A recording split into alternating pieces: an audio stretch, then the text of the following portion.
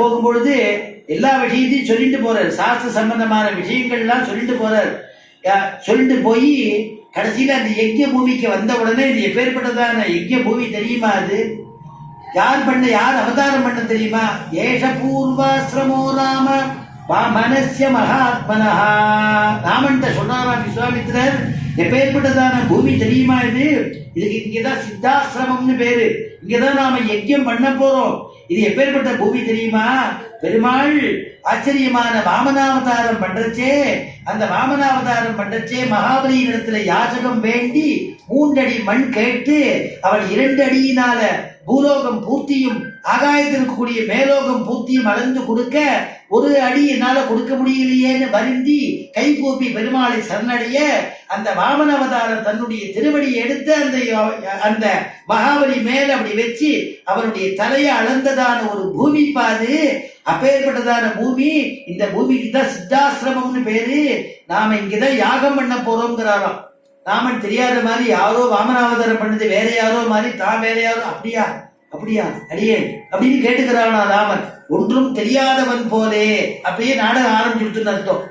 அதனால ஒன்றும் அறியாதவன் போலேன்னு எழுதுறான். எதுவும் அறியாத மாதிரி கேட்டுக்கிறானா. கேட்டின உடனே யாகத்தை பண்ணணும்னு ஆரம்பிக்கிறா. யார் வராங்கிறா? அந்த தாடகைக்கு 2 மாரீச்சர் சுபாகுன்னு 2 பேர். அவளும் வருவா. அவளும் இந்த யுத்தத்தை கெடுப்பா. யாரையும் நீ தாட்சிணியம் பார்க்காம அடிச்சுடு, வதம் பண்ணிடுங்கிற. பேசிட்டே இருக்கும் பொழுதே அந்த நாற்றம் நாற்றம் தெரியறது. அந்த வாசனை அந்த நாற்றம் தெரிஞ்சு ஓடி வரா தாடகை. இவள் தான் தாடகைங்கிறான். இவள் தான் தாடகை. உடனே இவ பெண்ணுன்னு நினைக்காத, வதம் பண்ணிடுன்னு. உடனே ராமபிரான் காலக்ஷேபம் பண்ணவர் இல்லையா வசிஷ்டத்தை. முதல்ல நீங்க ஒரு பெண்ணை போய் நீங்க இந்த மாதிரி வதம் பண்ண சொல்றேன்னு கத்திரிய தர்மத்தில் அப்படி கூடாதுன்னு சாஸ்திரமாச்சேன்னு. உடனே விஸ்வாமித்திரர் சொல்றாரு, அப்பா ராமா நீ கேட்கறது நியாயம்தான்.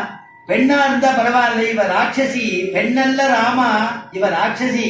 அது மட்டும் இல்லாம இவளை வதம் பண்ணதுனால எத்தனையோ பேர் கேவமா இருக்க போறா. அதனால நீ பண்ணலாம் அப்படிங்கிறத சொன்னாலாம். நீங்க வேற எதுவும் நீ எனக்கு சொல்ல வேண்டாம்.